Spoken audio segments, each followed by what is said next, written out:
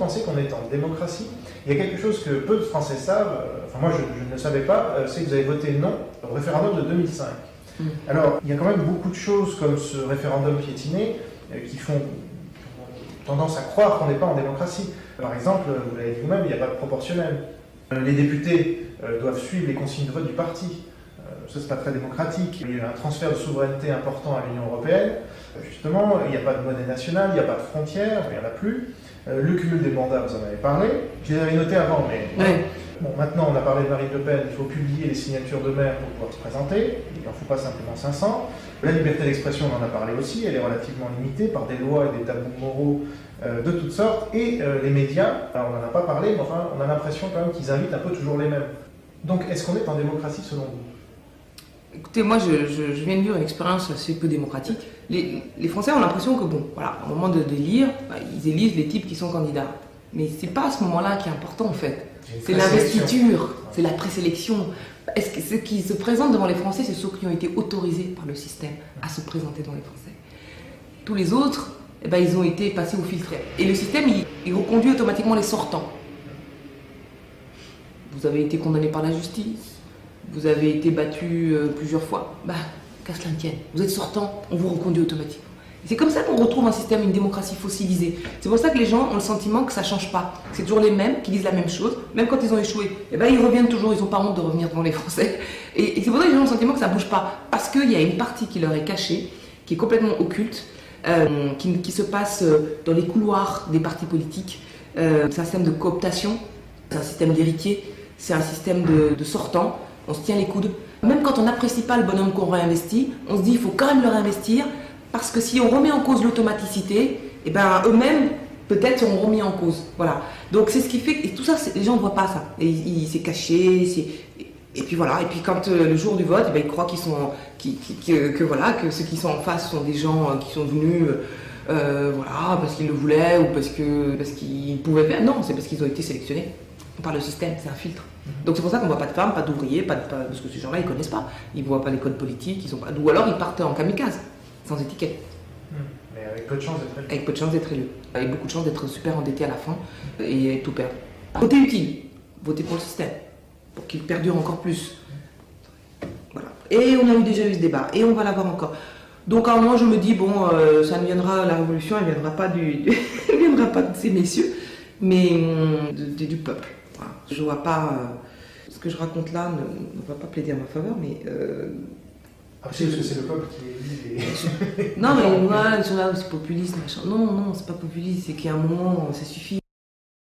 Si l'Assemblée nationale n'a plus de pouvoir, parce que c'est l'Union européenne maintenant qui génère la plupart des lois... Oui, moi j'ai voté non à la Constitution, parce que je suis pourtant jeune, hein, j'ai grandi avec l'Europe, j'adore, c'est formidable, tout ça, l'absence de frontières, génial. Mais c'est une Europe, enfin, pardon, d'abord, elle est techno. Il y a les types qui dirigent l'Europe aujourd'hui, ils ont été élus par personne. Oui, les commissaires qui portent bien leur nom. Oui, élus par personne. Voilà, premièrement. Deux, on envoie des gens.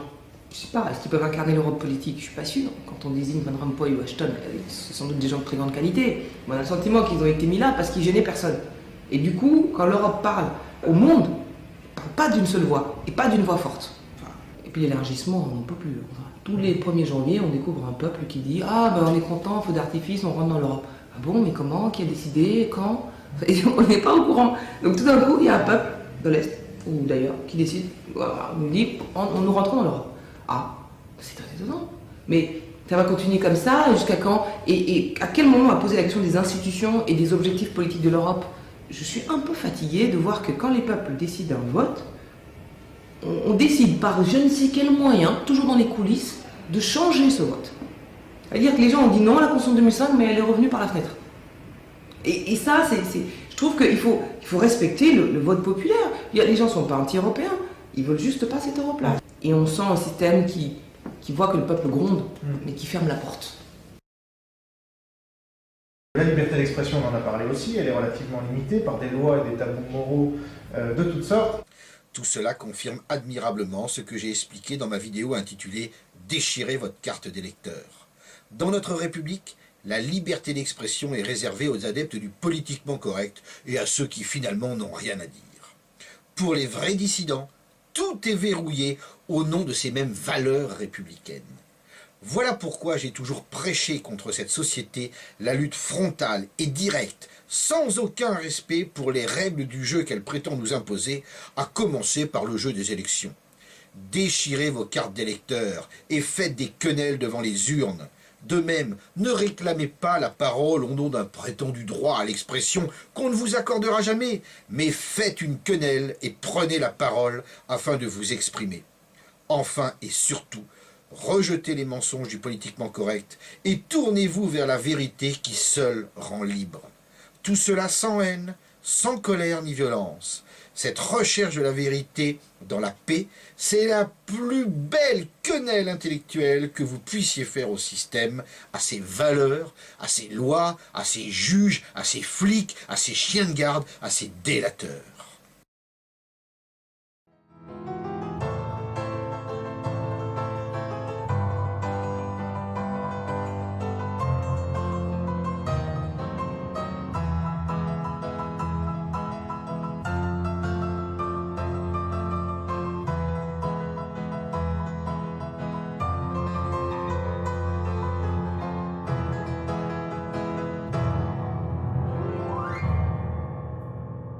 Et alors, dernière question, est-ce que vous pourriez nous dire si vous aviez un mot pour définir la bonne stratégie pour la France? En un seul mot, quel serait-il selon vous?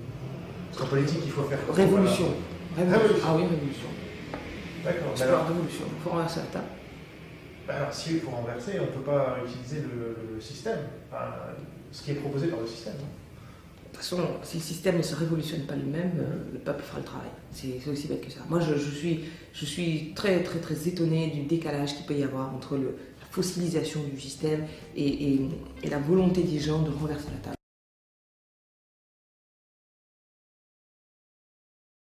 Les types qui dirigent l'Europe aujourd'hui, ils ont été élus par personne.